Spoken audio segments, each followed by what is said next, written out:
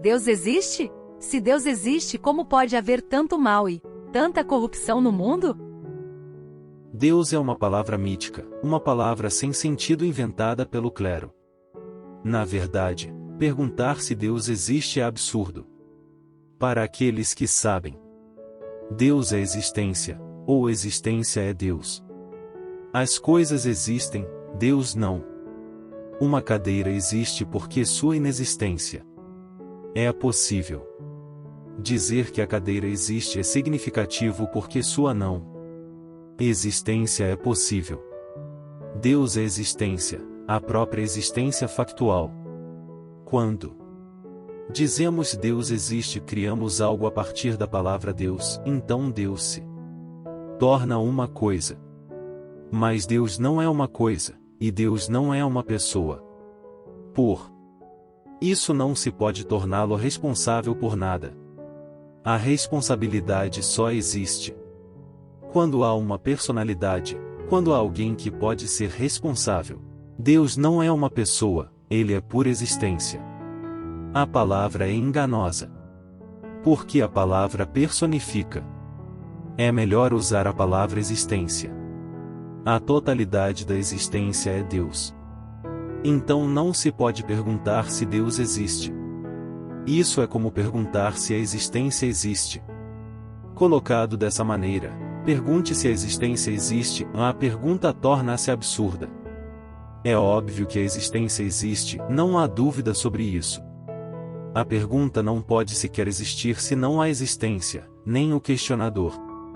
Eu gostaria de deixar claro que quando falo de Deus estou me referindo à existência como tal. Deus não é uma coisa entre outras coisas, Deus é a concretude total. Dizer que a mesa existe é o mesmo que dizer que a mesa é Deus. Dizer que você existe é o mesmo que dizer que você é Deus. Deus é a existência. Deus é a existência factual, a qualidade do factual, a qualidade da existência. Em primeiro lugar, Deus não é uma coisa. Em segundo lugar, Deus não é uma pessoa porque o total não pode ser uma pessoa. A personalidade é um relacionamento. Sozinho, totalmente só, você não será uma pessoa, você será a própria existência. Por isso aqueles que estão buscando o divino tendem a buscar o isolamento. Dessa maneira, eles podem deixar de ser pessoas e podem se fundir com a existência. A solidão absoluta, é um passo na direção do abismo da existência. Deus não é uma pessoa porque não há nada oposto a ele, nada distinto dele. Deus não pode dizer eu, porque nenhum outro existe como tu. Ele não pode ser relacionado a ninguém.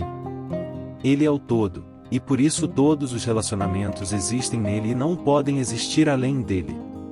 Então, se Deus não é uma pessoa, não há questão de qualquer responsabilidade. Se o mal existe, ele existe. Ninguém é responsável por ele. O total não pode ser responsável por ele. A responsabilidade implica a existência de uma pessoa que pode ser responsável. Uma criança de 4 anos não pode ser levada a um tribunal porque ela ainda não pode ser considerada responsável por qualquer coisa que possa ter feito. Ela é tão inocente que nem o significado de personalidade nem o significado de ego estão ali. Ela não é absolutamente responsável porque a responsabilidade vem acompanhada do ego. A existência não tem nenhum ego, a Deus não tem nenhum ego, por isso não se pode responsabilizá-lo por qualquer mal que exista. Mas a mente humana é muito astuciosa. Primeiro inventamos um Deus personificado, demos a Deus uma personalidade, e depois o tornamos responsável pelo que acontece.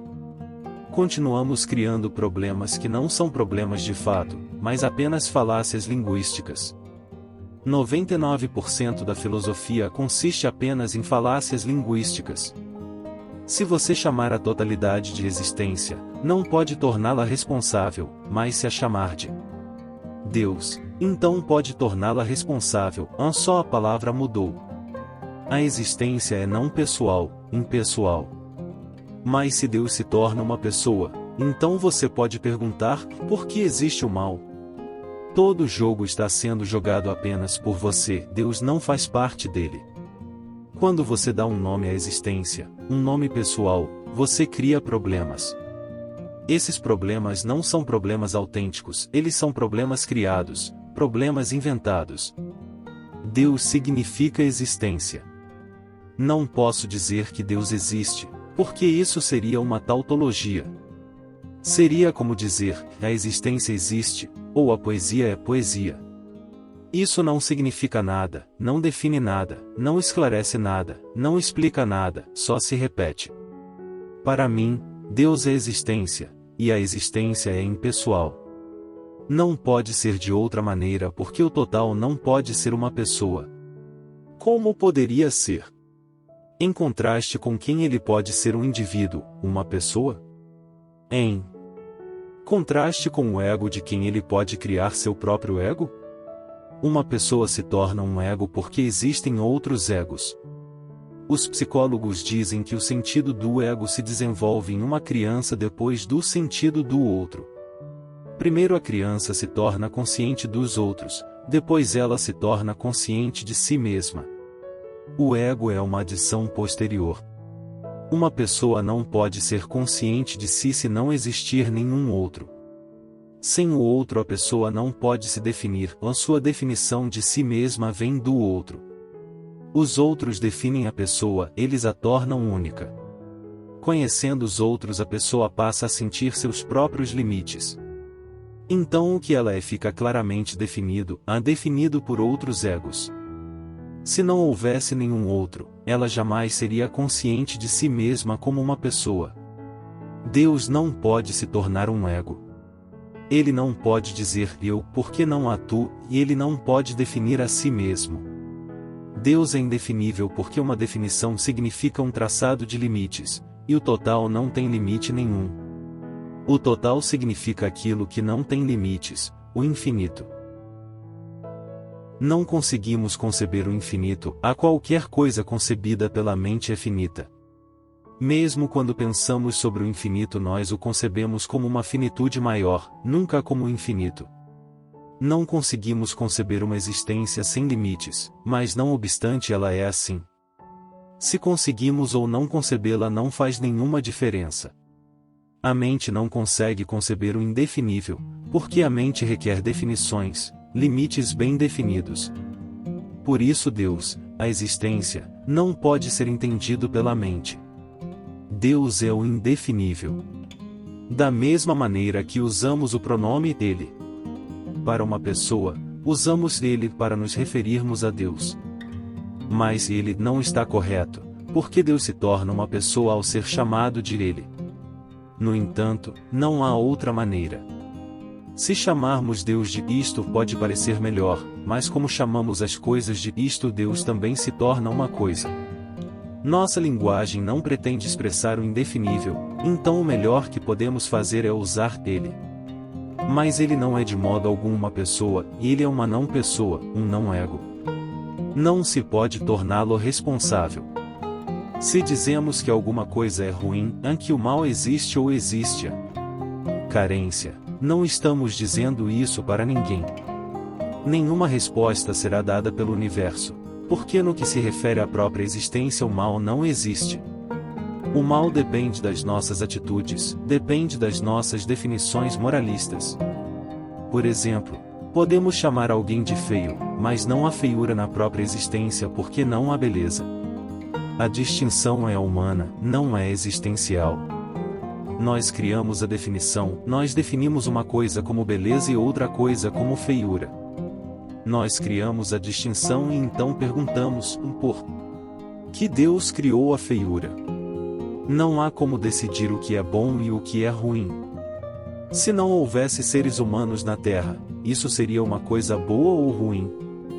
Não existe bom e não bom porque a bondade e a maldade são distinções humanas, distinções mentais. Se não houvesse seres humanos na Terra haveria alguma flor que fosse feia ou alguma flor que fosse bonita? Haveria apenas flores florindo, a distinção não estaria ali. Nós dissemos isso é ruim e isso é bom. Mas, por exemplo, Se a mãe de Adolf Hitler o tivesse matado durante a sua infância, isso teria sido bom ou ruim? Ela teria sido uma criminosa e teriam de puni-la por isso. Mas agora, olhando para trás, podemos dizer que esse teria sido um ato muito moral. Matando seu filho, ela poderia ter salvado milhões e milhões de pessoas. Ninguém consegue saber o futuro. Para nós, todo ato é um ato incompleto, todo ato é um fragmento. Não conhecemos o todo, e por isso não podemos julgá-lo. Deus é uma busca, não uma pergunta, e uma busca não pode ser respondida. Ela tem que ser vivida, temos que penetrar nela profundamente. Temos que estar comprometidos com ela, temos que nos lançar dentro dela. Esse é o medo, e nos lançarmos no desconhecido, no inexplorado. As pessoas têm medo, por isso sentam-se à margem e fazem perguntas. E, é claro, há sempre pessoas que sentem prazer em respondê-las. Responder a alguém satisfaz o ego, você sabe, o outro não sabe, o outro é ignorante e você é um conhecedor. Então, esse absurdo mútuo prossegue, alguém pergunta e alguém vai responder. Ambos são ignorantes porque o problema não pode ser resolvido na margem. É preciso se lançar em águas desconhecidas, e ninguém consegue penetrar no desconhecido com respostas prontas. As respostas prontas são uma barreira ao desconhecido. Tem-se que ir para o desconhecido em total insegurança, sem saber nada. Isso é que é necessário, e nada pode ser feito quanto a isso. Saltar para o desconhecido é encontrar a verdade, o êxtase. Quando você encontra o divino, isso não é simplesmente uma resposta, é uma transformação, e você se une a ele. Uma pessoa nunca pode se tornar unida a nenhuma resposta, uma resposta sempre permanece separada na memória. Você pode continuar colecionando respostas e as empilhando na mente, então vai conhecer muitas respostas e a pergunta permanece a mesma, e ainda não é respondida. A pergunta não pode ser respondida assim. Só pode ser respondida mediante uma mutação. Quando você encontra o divino diretamente, de imediato, a quando o divino está diante de você e você diante do divino, sem nenhuma barreira, você encontra o fogo e é transformado. Então você se torna alguém com a chama divina, você e a chama não estão separados. Então, você nunca pergunta o que é Deus, porque vocês não estão separados. Então você nunca responde a pergunta o que é Deus, porque vocês não estão separados. Aqueles que conheceram permaneceram em silêncio. Eles falaram, mas não deram nenhuma resposta à pergunta, não fizeram nenhuma declaração. Apontaram em determinada direção, mas apontar não significa fazer uma declaração, é apenas um gesto. Porque devido à limitação das palavras, da linguagem, devido às limitações da mente humana, perguntando e respondendo, eles só podem indicar, só podem apontar em uma determinada direção. Deus é um encontro vivo, não uma pergunta. E através de Deus vem o amor. Mas só se consegue encontrar Deus quando não se é ambicioso. Despoje-se da sua ambição e você conhecerá. Não se defina como aqueles que estão atrás, porque ninguém está atrás, ou como aqueles que estão à frente, porque ninguém está à frente. Não se compare com ninguém. Você está só. Só você é como você, ninguém mais é como você. Simplesmente, seja o que você é. Isso não significa não ser ativo. Seja ativo, mas só por causa de você. Mesmo, não em comparação com os outros. Floresça por si mesmo, não em comparação com os outros. Com essa atitude, quando a mente estiver completamente móvel, algo do divino irá encantá-lo, você terá vislumbres.